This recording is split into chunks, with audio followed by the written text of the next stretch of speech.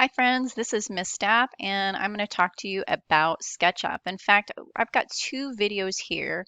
One that will talk to you about the basics of SketchUp and how important it is not to just jump in and use it, but watch this basic video so you really understand how your mouse works. You might have to go back and watch this basic video a few times because SketchUp is very sensitive. It's difficult to use. It's for professionals. We have the free edusketchup.com version, which is a little easier. But again, this is for professionals, and you're going to find that you really need to understand how to use the tool. That's going to eliminate a lot of frustration. In fact, you'll probably see me getting a little frustrated because I'm not very skilled at using SketchUp yet. If you want to go forward and continue to learn about SketchUp, that is a lot of really technical skills that will take you far if you continue to do art and drafting like this. If you don't, just try to make this a simple chair that I am demonstrating to you so you at least can say that you've tried SketchUp and you know how it works on a basic level. That's all we're looking for today. So I'm going to have you click on number 2 where it actually has the link to EDU SketchUp, and make sure again that you've watched the video beforehand so you know about basically how your mouse works and so forth. And once you click on SketchUp, it's free for us. We have this membership and we are going to click on, if you have something, if you've already played with it like I have, you have a sketch there and we want to say no. If not, it'll say start modeling. You click on that button and there you go. Automatically you come into this 3D world.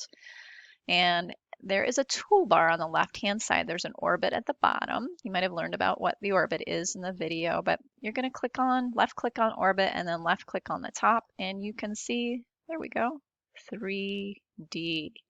Now we have this person here and we don't need a person, so we're going to get rid of her by left clicking on the pointer, selecting that person, then right clicking, and we will just erase the person right, just like that. What I'd like to do first is have you draw a square. A square is a rectangle, left click on the rectangle, and then left click on the rectangle at the top. This gives you a pencil tool.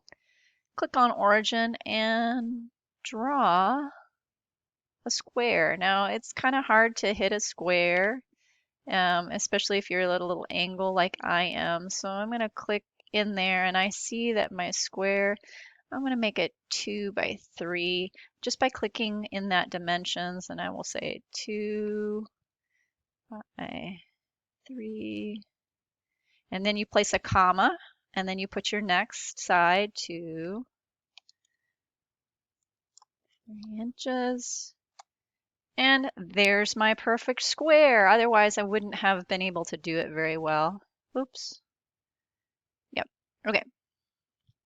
So I've got my square there, and I can look at it from all sides. Good. From that, I'm going to start creating my chair. I'm going to use this push-pull tool. Just left click on it.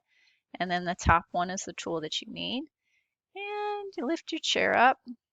Oh, it looks good to me. About that high. All right. This is a perspective I think is kind of easy to work with. So I need another rectangle. And this rectangle, actually, first I'd like to make this a little bigger. I'm going to draw my wheel towards me a little bit. That'll make it smaller. Away from you makes it bigger. A little bit easier to work on. And I'm going to draw my rectangle here. And what I'm doing is I'm creating the legs and the seat with a rectangle. There you go. I'm going to create another rectangle that will give me the back of the chair and the seat. There we go. You draw it all the way over to that left-hand side. And as you can see, it looks kind of like a chair, two-dimensional chair there.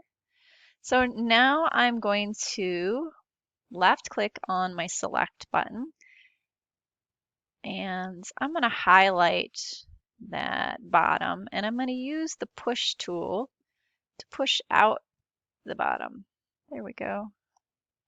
And I pushed it all the way out and it's gone. You see, I held it and I pushed it and then I released and it disappeared. We're going to do the same with the top. This is going to be a two-legged chair.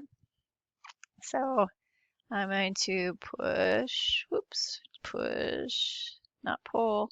You see how a few crazy things happen there? There we go. Okay, so I had to play with it a little bit. You probably will too. Like I said, it can get a little frustrating. Now I'm just going to orbit around and take a look at my chair. Nice. There's my chair. It's a two-legged chair, and I've got that three-dimensional view. Good, that we like. I can take a picture from the side. Good, also called the elevation. And I can take a picture, if I keep rotating around, from the top, just like that, also known as our plans, as you've read above. So this is pretty nice. It's easy, again, once you master some of the techniques to create all the sides of this orthographic presentation if you want to go ahead and work with SketchUp. So there's your chair. What I would do now is take an image of my chair that I have created from a stop. I would paste it on something like Google Docs where I can save it as a PDF. And then I would just upload that onto my notebook at the bottom of the page today.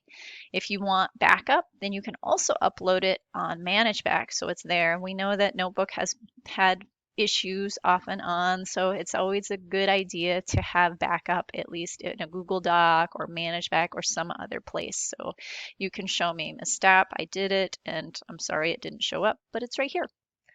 Anyway, I hope you enjoyed making your SketchUp chair, and I will talk to you next time. Bye, guys.